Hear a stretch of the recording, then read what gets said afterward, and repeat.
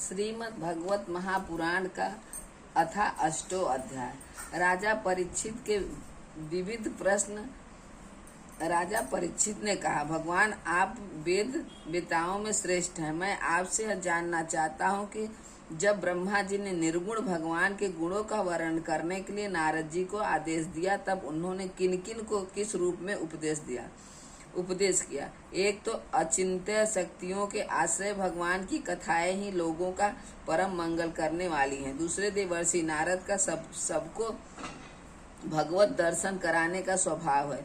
अवश्य आप उनकी बातें मुझे सुनाइए। महाभाग्यवान का सुखदेव जी, आप मुझे ऐसा उपदेश कीजिए कि मैं अपने आसक्ति रहित मन को सर्वात्मा भगवान श्री कृष्ण में तन्मय करके अपना शरीर छोड़ सकूं। जो लोग उनकी लीलाओं का श्रद्धा के साथ नित्य श्रवण और कथन करते हैं, उनके हृदय में थोड़े ही समय में भगवान प्रकट हो जाते हैं। श्री कृष्ण कान के छिद्रों के द्वारा अपने भक्तों के भाव में हृदय कमल पर जाकर बैठ जाते हैं और वैसे शरद ऋतु जल का गदलापन मीठा देती है, वैसे वे भक्तों के मनोमल का नाश कर देते हैं। जिसका हृदय शुद्ध हो जाता है वह श्री कृष्ण के चरण कमलों को एक क्षण के लिए भी नहीं छोड़ता। जैसे मार्ग के समस्त कलेशों से छूटकर घर आया हुआ पथिक अपने घर को नहीं छोड़ता, भगवान जीव का पंचभूतों के साथ कोई संबंध नहीं है, फिर भी इसका शरीर पंचभूतों से ही बनता है। क्या स्वभाव से ही ऐसा होता है अथवा किसी कारणवश? आप इस बात का मर्म पूर्ण रीति से जानते हैं। आपने बतलाया कि भगवान की नाभि से वह कमल प्रकट हुआ जिससे लोकों की रचना हुई। यह जीव अपने सीमित अवश्यों से जैसे परिच्छिन्न है, वैसे ही आपने परमात्मा को भी सीमित अवश्यों से परिच्छिन्न सा वर्णन किया। यह क्या बात है? जिनकी कृपा से सर्वभूत में ब्रह्मा जी प्राणियों की सृष्टि करते हैं, जिनके नाभि कमल से पैदा होने पर भी जिनकी कृपा से ही ये उनके रूप का दर्शन कर सके थे, वे संसार की स्थिति उत्पत्ति और प्रलय के हेतु सर्वंतर्यामी और माया के स्वामी परम पुरुष परमात्मा अपनी माया का त्याग करके किस रूप से शयन करते हैं। पहले आपने बतलाया था कि विराट पुरुष के अंगों से लोक और लोकपालों की रचना हुई, और फिर यह भी बतलाया कि लोक और लोकपालों के रूप में उसके अंगों की कल्पना हुई। इन दोनों बातों का तात्पर्य क्या है? महाकल्प और उनके अंतर्गत अवतार कल्प कितने हैं? भूत भविष्य और वर्तमान काल का अनुमान किस प्रकार किया जाता है? क्या स्थूल देहाभिमानी जीवों की आयु भी बढ़ी हुई है?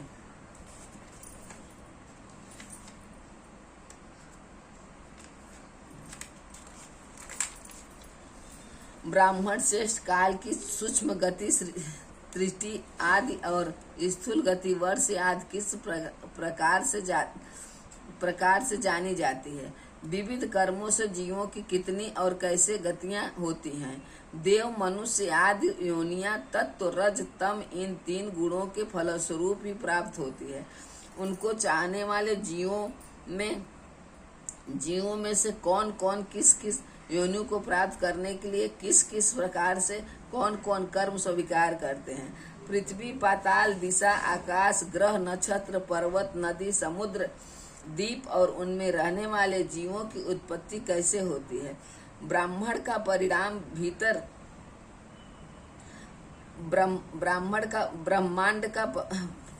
भीतर और बाहर दोनों प्रकार से बतलाइए। साथ ही महापुरुषों के चरित्र वर्णाश्रम के वेद और उनके धर्म का निरूपण कीजिए। युगों के वेद उनके परिणाम और उनके अलग अलग धर्म तथा भगवान के विभिन्न अवतारों के परम आश्चर्यमय चरित्र भी बतलाइए। मनुष्यों के साधारण और विशेष धर्म कौन कौन है? विभिन्न व्यवसाय वाले लोगों के, राजर्षियों के और विपत्ति में पड़े हुए लोगों के धर्म का भी उपदेश कीजिए। तत्वों की संख्या कितनी है? उनके स्वरूप और लक्षण क्या हैं, भगवान की आराधना की और अत्याधम योग की विधि क्या है, योगेश्वर को क्या क्या ऐश्वर्य प्राप्त होते हैं तथा अंत में उन्हें कौन सी गति मिलती है, योगियों का लिंग शरीर किस प्रकार भंग होता है, वेद उपदेश धर्मशास्त्र इतिहास और पुराणों का स्वरूप एवं तात्पर्य क्या है, समस्त प्राणियों की उत्पत्ति स्थिति और प्रलय कैसे होती है, बाबली कुआं खुदवाना आदि स्मार्त यज्ञादि वैदिक एवं काम्य कर्मों की तथा अर्थ धर्म काम के साधनों की विधि क्या है, प्रलय के समय जो जीव प्रकृति में लीन रहते हैं उनकी उत्पत्ति कैसे होती है, पाखंड की उत्पत्ति कैसे होती है, आत्मा के बंध मोक्ष का स्वरूप क्या है और वह अपने स्वरूप में किस प्रकार स्थित होता है। भगवान तो परम स्वतंत्र हैं, वे अपनी माया से किस प्रकार क्रीड़ा करते हैं और उसे छोड़कर साक्षी के समान उदासीन कैसे हो जाते हैं। भगवान, मैं यह सब आपसे पूछ रहा हूँ, मैं आपकी शरण में हूँ, महामुने आप कृपा करके क्रमशः इनका तात्विक निरूपण कीजिए। इस विषय में आप स्वयंभू ब्रह्मा के समान परम प्रमाण हैं। दूसरे लोग तो अपनी पूर्व परंपरा से सुनी सुनाई बातों का ही अनुष्ठान करते हैं। ब्रह्मांड, आप मेरी भूख प्यास की चिंता न करें, मेरे प्राण कुपित ब्राह्मण के शाप के अतिरिक्त और किसी कारण से निकल नहीं सकते, क्योंकि मैं आपके मुखारविंद से निकलने वाली भगवान की अमृतमयी लीला कथा का पान कर रहा हूँ। सूत जी कहते हैं, शौनकादि ऋषियों जब राजा परीक्षित ने संतों की सभा में भगवान की लीला कथा सुनने के लिए इस प्रकार प्रार्थना की, तब श्री सुखदेव जी को बड़ी प्रसन्नता हुई। उन्होंने उन्हें वही वेद तुल्य श्रीमद् भागवत महापुराण सुनाया जो ब्रह्म कल्प के आरंभ में स्वयं भगवान ने ब्रह्मा जी को सुनाया था। पांडु वंश शिरोमणि परीक्षित ने उनसे जो प्रश्न किए वे उन सब का उत्तर क्रमशः देने लगे। इति श्रीमद् भागवते महापुराण पारमहंसा संहिता द्वितीय स्कंदे प्रश्न विधानोष्ठ अष्टमो अध्याय समाप्त। अथ नवमो अध्याय ब्रह्मा जी का भगवत दर्शन और भगवान के द्वारा उन्हें चतुर्थ लोक की भागवत का उपदेश। श्री सुखदेव जी ने कहा, परीक्षित, जैसे स्वप्न में देखे जाने वाले पदार्थों के साथ उसे देखने वाले का कोई संबंध नहीं होता, वैसे ही देहादि से अतीत अनुभव स्वरूप आत्मा का माया के बिना दृश्य पदार्थों के साथ कोई संबंध नहीं हो सकता। विविध रूप वाली माया के कारण यह विविध रूप वाला प्रतीत होता है, और जब उसके गुणों में रम जाता है तब यह मैं हूँ, यह मेरा है, इस प्रकार मानने लगता है।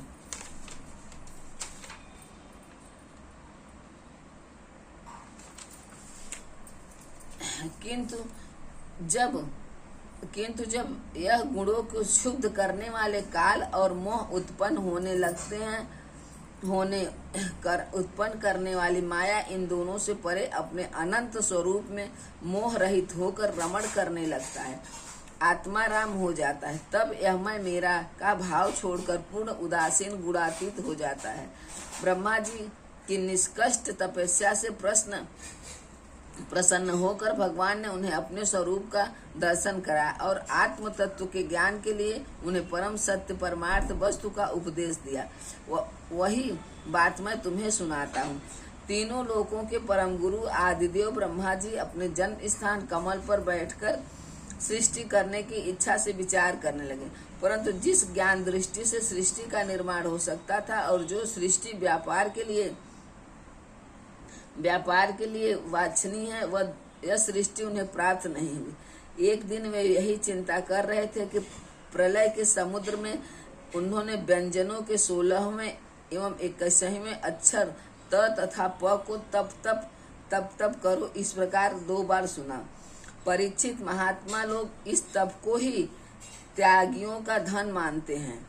यह सुनकर ब्रह्मा जी ने वक्ता को लिखने की इच्छा से चारों ओर देखा, परंतु वहां दूसरा कोई दिखाई न पड़ा। वे अपने कमल पर बैठ गए और मुझे तप करने की प्रत्यक्ष आज्ञा मिली। है ऐसा निश्चय कर और उसी में अपना हित समझकर उन्होंने अपने मन को तपस्या में लगा लिया। ब्रह्मा जी तपस्वियों में सबसे बड़े तपस्वी हैं, उनका ज्ञान अमोघ है। उन्होंने उस समय 1 सहस्त्र दिव्य पर वर्ष पर्यंत वर्ष एकाग्र चित्त से अपने प्राण मन कर्मेंद्रिय और ज्ञानेंद्रियों को बस में करके ऐसी तपस्या की जिससे वे समस्त लोकों को प्रकाशित करने में समर्थ हो सके। उनकी तपस्या से प्रसन्न होकर भगवान ने उन्हें अपना वह लोक दिखाया जो उससे श्रेष्ठ और जिससे परे कोई दूसरा लोक नहीं है। उस लोक में किसी भी प्रकार के कलेश, मोह और भय नहीं है, जिन्हें कभी एक बार भी उसके दर्शन का सौभाग्य प्राप्त हुआ है। वे देवता बार बार उसकी स्तुति करते रहते हैं। वहाँ रजोगुण, तमोगुण और इनसे मिला हुआ सत्व गुण भी नहीं है। वहाँ न काल की दाल गलती है और न माया ही कदम रख सकती है। फिर माया के बाल बच्चे तो जा ही कैसे सकते हैं। वहाँ भगवान के वे पार्षद निवास करते हैं जिनका पूजन देवता और दैत्य दोनों ही करते हैं। उनका उज्जवल आभा से युक्त श्याम और शतदल कमल के समान कोमल नेत्र और पीले रंग के वस्त्र से शोभामयान अंग अंगों से राशि राशि सौंदर्य बिखरता रहता है। कोमलता की मूर्ति है, सभी के 4 भुजाएं हैं। वे स्वयं तो अत्यंत तेजस्वी हैं ही, मणिजटित सुवर्ण के प्रभामय आभूषण भी धारण किए रहते हैं। उनकी छवि मुर्गे बेदूर्य मणि और कमल के उज्जवल तंतु के समान है। उनके कानों में कुंडल, मस्तक पर मुकुट और कंठ में मालाएं शोभामयान हैं। जिस प्रकार आकाश बिजली सहित बादलों से शोभामयान होता है, वैसे ही वह लोक मनोहर कामिनियों की कांति से युक्त महात्माओं के दिव्य तेजोमय विमानों से स्थान स्थान पर सुशोभित रहता है। उस वैकुंठ लोक में लक्ष्मी जी सुंदर रूप धारण करके अपनी विविध विभूतियों के द्वारा भगवान के चरण कमलों की अनेकों प्रकार से सेवा करती रहती है। कभी कभी जब वो झूले पर बैठकर अपने प्रियतम भगवान की लीलाओं का गायन करने लगती हैं, तब उनके सौंदर्य और सुरभि से उन्मत्त होकर भंवरे स्वयं उन लक्ष्मी जी का गुणगान करने लगते हैं। ब्रह्मा जी ने देखा कि उस दिव्य लोक में समस्त भक्तों के रक्षक लक्ष्मीपति, यज्ञपति एवं विश्वपति भगवान विराजमान हैं। सुनंद, नंद, प्रबल और अहण आदि मुख पासदर्ण उन प्रभु की सेवा कर रहे हैं। उनका मुख्य कमल प्रसाद मधुर मुस्कान से युक्त है। आंखों में लाल लाल डोरियां हैं, बड़ी मोहक और मधुर चितवन है। ऐसा जान पड़ता है कि अभी अभी अपने प्रेमी भक्तों को अपना सर्वस्व दे देंगे। सिर पर मुकुट, कानों में कुंडल और कंधे पर पीताम्बर जगमगा रहे हैं। वक्ष स्तर पर एक सुनहरी रेखा के रूप में श्री लक्ष्मी जी विराजमान हैं और सुंदर 4 भुजाएं हैं। वे एक सर्वोत्तम और बहुमूल्य आसन पर विराजमान हैं। पुरुष, प्रकृति, महत्व, अहंकार, मन, 10 इंद्रियां, शब्दादि 5 तन्मंत्राएं और पंचभूत 25 शक्तियां मूर्तिमान होकर उनके चारों ओर खड़ी हैं। समग्र ऐश्वर्य, धर्म, कीर्ति, श्री ज्ञान और वैराग, इन 6 नित्य सिद्धि स्वरूप भूत शक्तियों से वे सर्वदा युक्त रहते हैं। उनके अतिरिक्त और कहीं भी ये नित्य रूप से निवास नहीं करते। वे सर्वेश्वर प्रभु अपने नित्य आनंदमय स्वरूप में ही नित्य निरंतर निमग्न रहते हैं। उनका दर्शन करते ही ब्रह्मा जी का हृदय आनंद के उद्रेक से भर गया। शरीर पुलकित हो उठा, नेत्रों ने प्रेमाश्रु छलक आए। ब्रह्मा जी ने भगवान के उन चरण कमलों में जो परमहंसों के निवृत्ति मार्ग से प्राप्त हो सकते हैं, सिर झुकाकर प्रणाम किया। ब्रह्मा जी के प्यारे भगवान अपने प्रिय ब्रह्मा को प्रेम और दर्शन के आनंद में निमग्न शरणागत तथा प्रजा सृष्टि के लिए आदेश देने योग्य देखकर बहुत प्रसन्न हुए। उन्होंने ब्रह्मा जी से हाथ मिलाया, तब मंद मुस्कान से अलंकृत वाणी में कहा। भगवान ने कहा, ब्रह्मा जी, तुम्हारे हृदय में तो समस्त वेदों का ज्ञान विद्यमान है। तुमने सृष्टि रचना की इच्छा से चिरकाल तक तपस्या करके मुझे भली भांति संतुष्ट कर दिया है। मन में कपट रखकर वेग साधन करने वाले मुझे कभी प्रसन्न नहीं कर सकते। तुम्हारा कल्याण हो, तुम्हारी तो अभिलाषा हो वही वर मुझसे मांग लो, क्योंकि मैं मुंह मांगी वस्तु देने में समर्थ हूँ।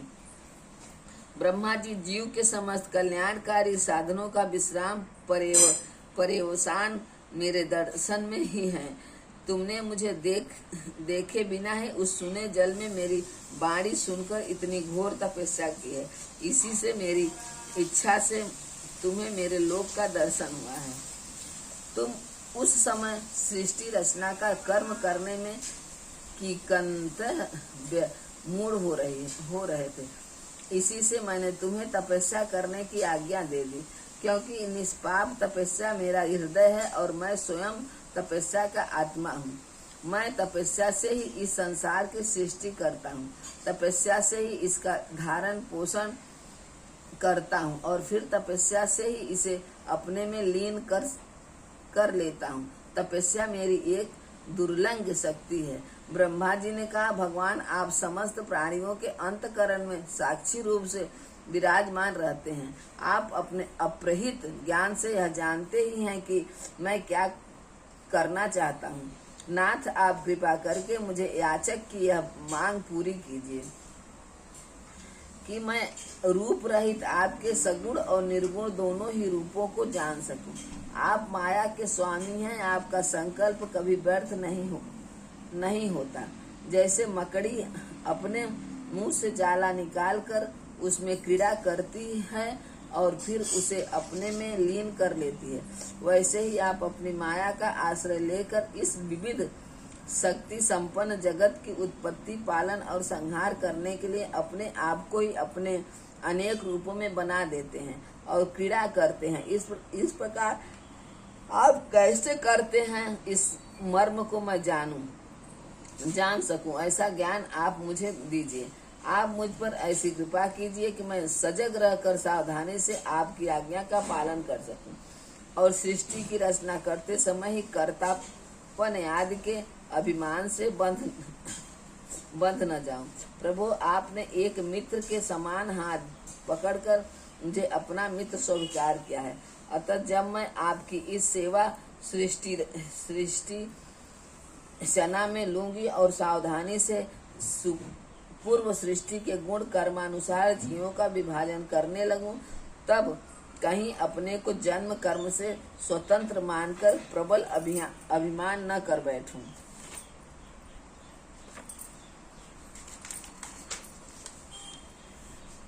भगवान ने कहा, अनुभव, प्रेमा, भक्ति और साधनों से युक्त अत्यंत गोपनीय अपने स्वरूप का ज्ञान मैं तुम्हें कहता हूँ। तुम उस ग्रहण को मेरा जितना विस्तार है, मेरा जो लक्षण है, मेरे जितने और जैसे रूप, गुण और लीलाएं हैं, मेरी कृपा से तुम उनका तत्व ठीक वैसा ही अनुभव करो। सृष्टि के पूर्व केवल मैं था, मेरे अतिरिक्त न स्थूल था, न सूक्ष्म और न तो दोनों का कारण अज्ञान। जहाँ यह सृष्टि नहीं है वहाँ मैं ही हूँ, और इस सृष्टि के रूप में जो कुछ प्रतीत हो रहा है वह भी मैं ही हूँ, और जो कुछ बच रहेगा वह भी मैं ही हूँ। वास्तव में न होने पर भी जो कुछ अनिवार्चनीय वस्तु मेरे अतिरिक्त मुझ परमात्मा में दो चंद्रमाओं की तरह मिथ्या ही प्रतीत हो रही है, अथवा विद्यमान होने पर भी आकाश मंडल के नक्षत्रों में राहु की भांति जो मेरी प्रतीति नहीं होती, इसे मेरी माया समझना चाहिए। जैसे प्राणियों के पंचभूत चित्त छोटे बड़े शरीर में आकाशित पंच महाभूत उन शरीरों के कार्य रूप से नियमित होने के कारण प्रवेश करते भी हैं,